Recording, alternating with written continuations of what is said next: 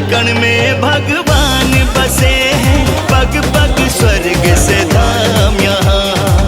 गंगा यमुना सरस्वती मिल चरण पखारे राम यहाँ।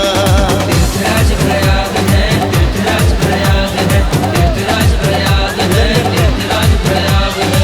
धर्म का ये है राज मुकुट, धर्म का ये है राज मुकुट, सनातनियों का नाज है पावन संगम की धरती। ये प्रयागराज है, ये प्रयागराज है। ये प्रयागराज है, ये प्रयागराज है।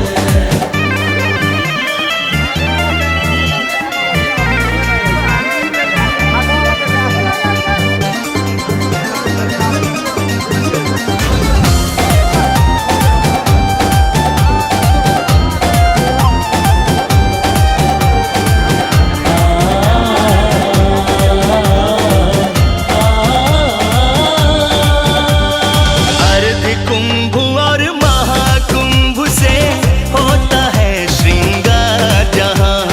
ऋषि और मुनियों को दिखता है अलग अलग किरदार जहाँ। तीर्थराज प्रयाग है, तीर्थराज प्रयाग है, तीर्थराज प्रयाग है, तीर्थराज प्रयाग है। कल्पवास और अमृत बूंद, कल्पवास और अमृत बूंद, सनातनियों का नाज है पावन संगम की धरती। ये प्रयागराज है, ये प्रयागराज है। ये प्रयागराज है, ये प्रयागराज है।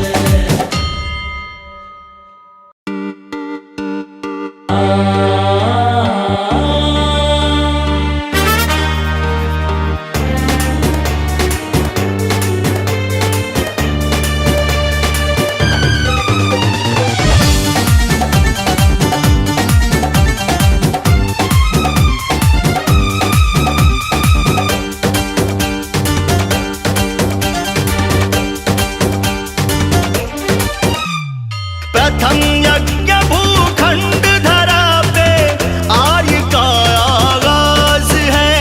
प्रथम यज्ञ भूखंड धरा पे आर्य का आगाज है पावन संगम की धरती। ये प्रयागराज है, ये प्रयागराज है। ये प्रयागराज है, ये प्रयागराज है।